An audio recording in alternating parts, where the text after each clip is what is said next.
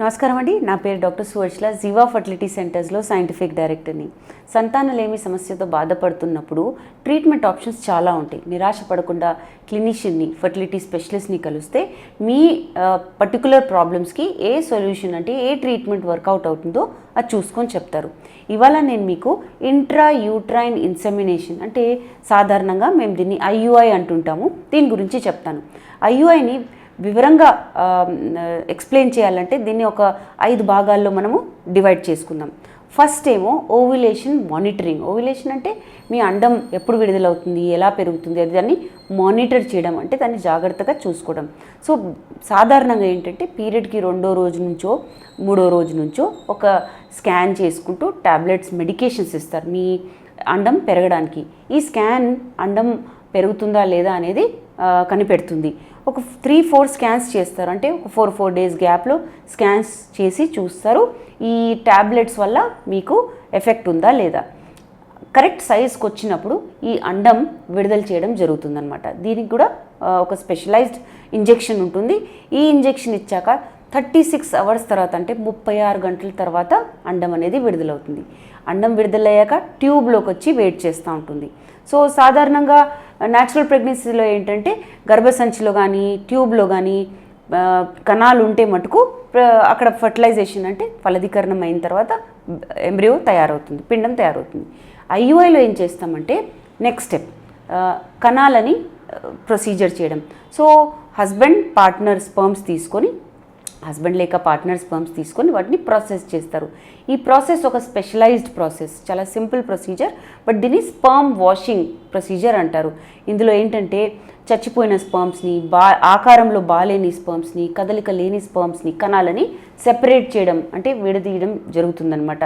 వాటిని అన్నిటి తీసేసి డిస్కార్డ్ పడేయడం జరుగుతుంది.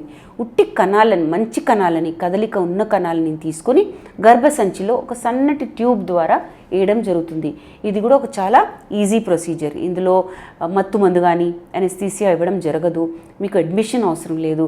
కావాల్సింది ఒకటే, ఈ ప్రొసీజర్ జరిగిన తర్వాత ఒక ½ అన్ అవర్ నుంచి 1 అవర్ వరకు మీరు రెస్ట్ తీసుకోవడం. సో కాసేపు మీరు అక్కడ చేయించుకున్న రూమ్లోనే పడుకుంటే సరిపోతుంది.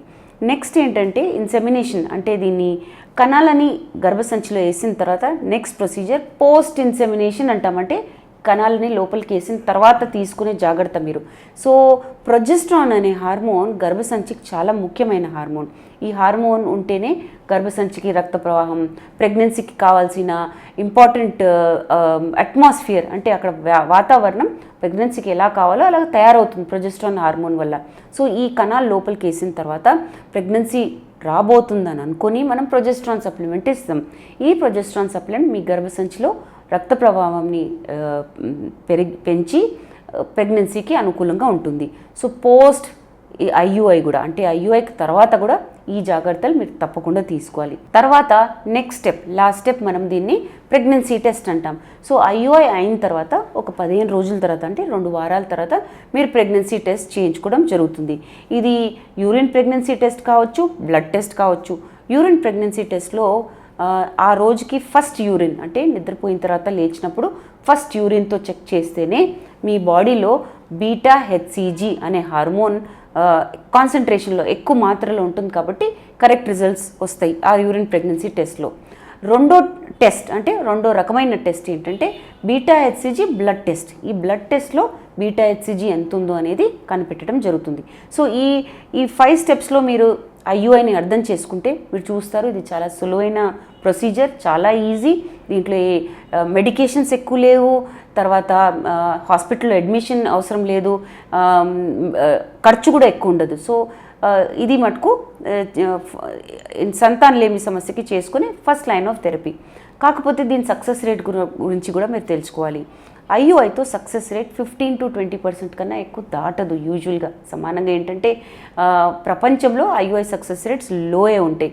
దీని కారణాలు చాలా ఉన్నాయండి. సర్వైకల్ ఇష్యూస్ ఉండొచ్చు, ట్యూబ్లో ఏదైనా బ్లాక్ ఉండొచ్చు, లేదా కణాల్లో ఏదైనా ప్రాబ్లం ఉండొచ్చు.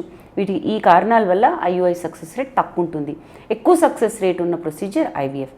దీని గురించి ఇంకా వివరాలు కావాలనుకున్నాం, మీకు ఐయుఐ చేయించుకోవాలనుంది కానీ మీకు అది ఆ ప్రొసీజర్ పనికొస్తుందో లేదో కనుక్కోవాలనుకుంటే తప్పకుండా జీవా ఫర్టిలిటీ సెంటర్స్కి వచ్చేయండి. Thank you.